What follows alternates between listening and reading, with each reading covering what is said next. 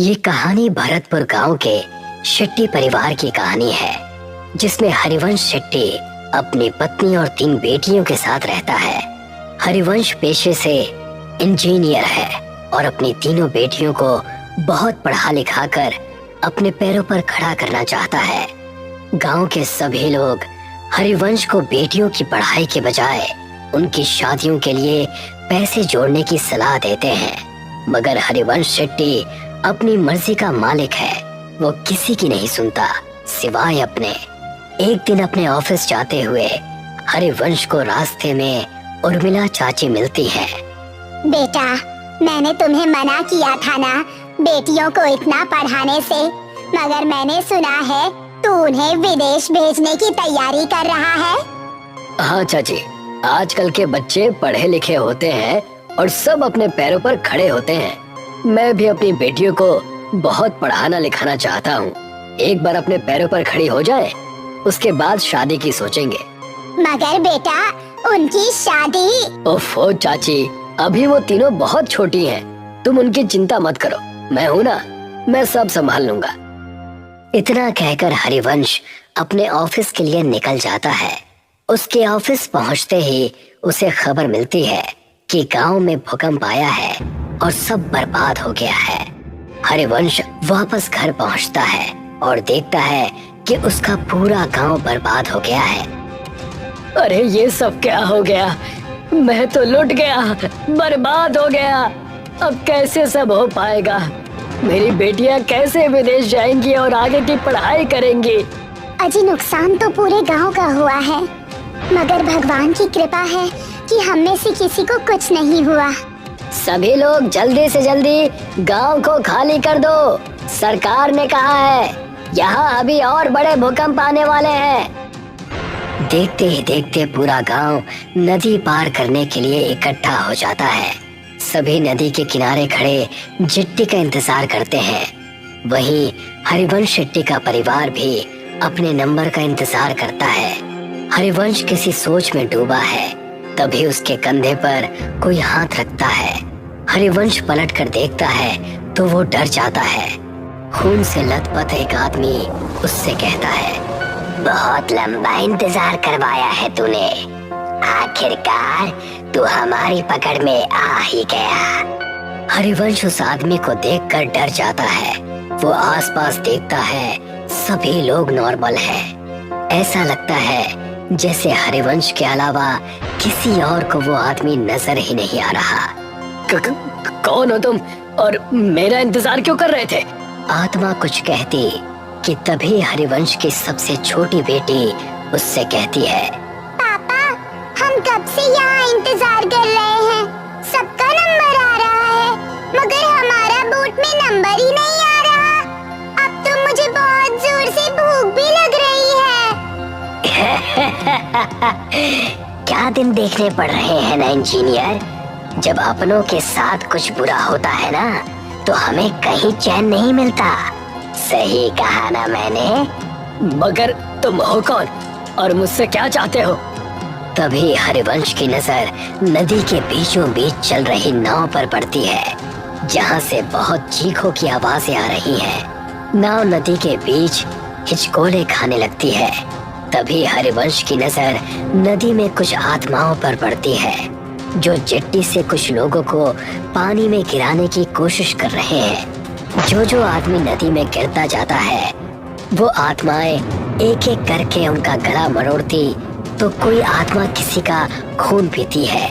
इतना भयानक मंजर देखकर हरिवंश मन में सोचता है, शायद इन आत्माओं को आदमियों से प्रॉब्लम है, इसीलिए ये सिर्फ आदमियों को मार रही है। अगर मैं मेरे परिवार के साथ गया तो ये मेरे साथ साथ उन्हें भी नुकसान पहुंचा सकती हैं, जो मैं बर्दाश्त नहीं कर सकता। इतना सोचते हुए हरिवंश वहां से उल्टा गांव की तरफ भागना शुरू करता है और उसके परिवार वाले उसे वापस आने को कहते हैं। अरे, वहाँ कहाँ जा रहे हैं आप? गांव में खतरा है, लौट आइए। हाँ पापा, वापस आ जाइए ना प्लीज। वहाँ मत जाइए, मत जाइए ना पापा, वापस आ जाइए ना। मगर हरिवंश किसी की नहीं सुनता और गांव के अंदर भाग जाता है। वो जैसे ही गांव में जाता है वो देखता है वहाँ कोई नहीं है। एकदम सन्नाटा छाया हुआ है। हरिवंश अपने उजड़े हुए गांव को चारों तरफ से देखता है। तभी उसे एक आत्मा उसकी ओर दौड़ती हुई नजर आती है। हरिवंश अपनी जान बचाकर वहां से भागता है। भागते भागते थक जाने के बाद हरिवंश एक सरकारी स्कूल की बिल्डिंग के बाहर बैठ जाता है। वहां भी उसे सब उजड़ा हुआ दिखता है। तभी दो छोटे बच्चों की आत्मा हरिवंश के पास आती है और उससे कहती है, अंकल, हम तो मासूम से बच्चे थे ना, आपने हमें क्यों मार दिया? अब आपका नंबर है। मैं इन बच्चों को क्यों मारूंगा भला? मैं खुद बेटियों का बाप हूँ। हे भगवान, ये सब क्या हो रहा है मेरे साथ? वहाँ मेरा परिवार भी अकेला है। मुझे लगता है इन सबको कोई गलत फहमी हो रही है। हरिवंश ऐसा मन में सोच रहा होता है कि तभी एक भयानक औरत की आत्मा वहाँ आ जाती है और हरिवंश से कहती है, जब अपने परिवार से इतना प्यार करते हो तो दूसरों के बारे में कभी क्यों नहीं सोचते? अब तुम मरोगे और बहुत बुरी मौत मरोगे। हरिवंश ये सब देखता है और फिर इधर उधर भागने लगता है। वो भागते भागते वापस नदी के किनारे आ जाता है, मगर इस बार वो देखता है कि वो जहाँ खड़ा है वहाँ कोई भी नहीं है। तभी वो देखता है एक और चिट्ठी नदी के अंदर जा रही है जिस पर कुछ आत्माएं हमला करती हैं। हरिवंश को ये पहले समझ में नहीं आता। तभी वो देखता है कि गांव की तरफ से दौड़ती हुई आत्माएं हरिवंश के पास आ रही हैं। अब मेरा बच पाना मुश्किल है भगवान, मेरे परिवार का ध्यान रखना। तभी सामने से आती हुई आत्माएं उस पर जैसे हमला करती हैं। हरिवंश का पांव टकराता है और वो गिरते गिरते बचता है। वो अपनी नजर घुमाता है तो वो देखता है कि नदी पर एक पुल बना हुआ है। ऐसा कैसे हो सकता है? अभी तो यहाँ कुछ भी नहीं था, ये पुल कहाँ से आ गया? हरिवंश को लगता है कि शायद इस मुश्किल घड़ी में उसे कुछ समझ में नहीं आ रहा है। ये पुल पहले से ही यहाँ होगा, मगर उसने नोटिस नहीं किया।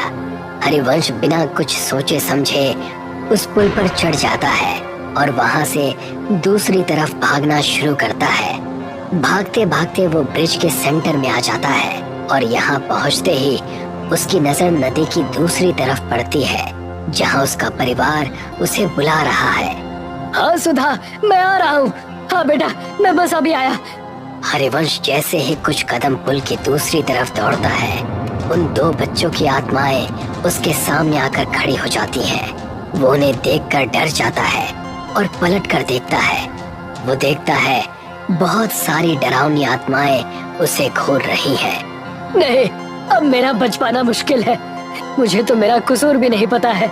पता नहीं ये सब मेरे पीछे क्यों पड़ गए हैं। तभी उनमें से एक आदमी की आत्मा हरिवंश को कहती है, मैं इसे छोड़ूंगा नहीं। इसकी वजह से मुझसे मेरा परिवार छिन गया। इस आदमी का जिंदा रहना बहुत खतरनाक है। अगर आज हमने इसे छोड़ दिया तो ना जाने ये कितने और लोगों को मौत के घाट उतार देगा। मुझे छोड़ दो। आप सबको कोई गलत फहमी हुई है। मैंने किसी का कुछ नहीं बिगाड़ा। तभी एक दूसरी आत्मा हरिवंश के पास आती है और कहती है, हरिवंश, तुम्हें याद है जब सरकार की तरफ से तुम्हें सरकारी स्कूल बनाने का ठेका नहीं मिल रहा था तो तुमने पैसे देकर वो टेंडर अपने नाम पर ले लिया था। तुम वो 5 साल पुराने टेंडर की बात कर रहे हो? हाँ, क्योंकि मुझे वो प्रोजेक्ट किसी भी कीमत पर चाहिए था। मेरी बेटियां शहर में पढ़ने जाती हैं और वहाँ की फीस बहुत ज्यादा है। मैं गांव में रहने वाला इंजीनियर, भला उनके सपनों को कैसे पूरा कर पाता? तो मैंने रिश्वत देकर वो टेंडर अपने नाम करवा लिया था। मगर किसी को इस बात से क्या प्रॉब्लम हो सकती है? हरिवंश के ऐसा कहते ही वो स्कूल के बच्चे उसके सामने आकर कहते हैं, अंकल, अगर आप वो टेंडर नहीं लेते तो आज हम जिंदा होते। इसका क्या मतलब है? इसका सिंपल सा मतलब है अंकल कि आपने बच्चों के भविष्य का ध्यान रखा, मगर गांव में रहने वाले गरीब परिवार के बच्चों का ध्यान नहीं रखा।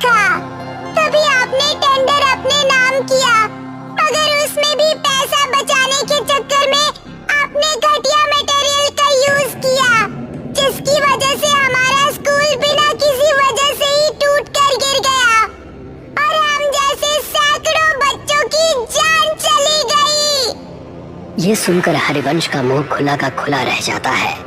वो कुछ कहता कि तभी एक औरत हरिवंश के पास आती है और उससे कहती है, इंसान नहीं राक्षस है तू।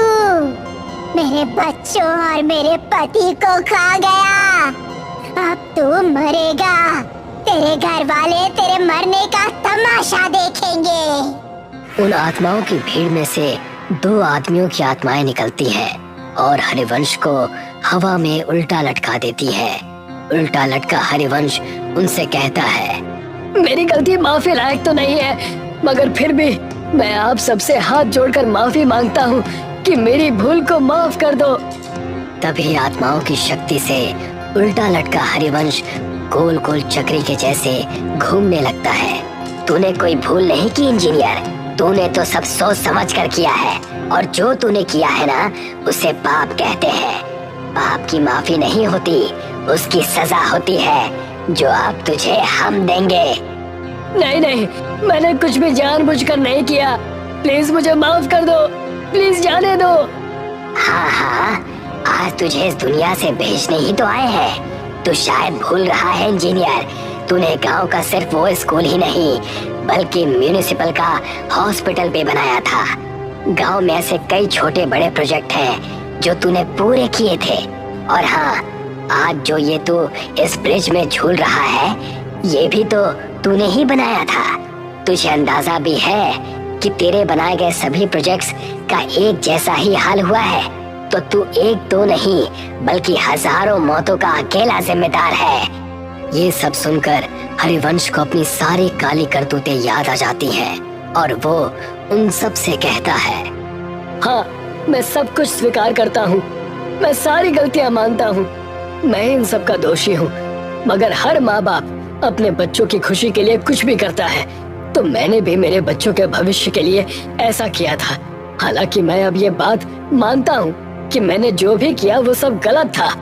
हरिवंश की माफी से किसी को कोई फर्क नहीं पड़ता और देखते ही देखते वो आत्माएं वहाँ से एक एक करके गायब होने लगती हैं। हरिवंश को समझ में नहीं आता कि ये सब क्या हुआ। वो हवा में उल्टा लटका हुआ है, उसे पुल पर कोई नहीं दिखता, सब गायब हो जाते हैं। वहाँ उसके परिवार को चिट्ठी मिल जाती है।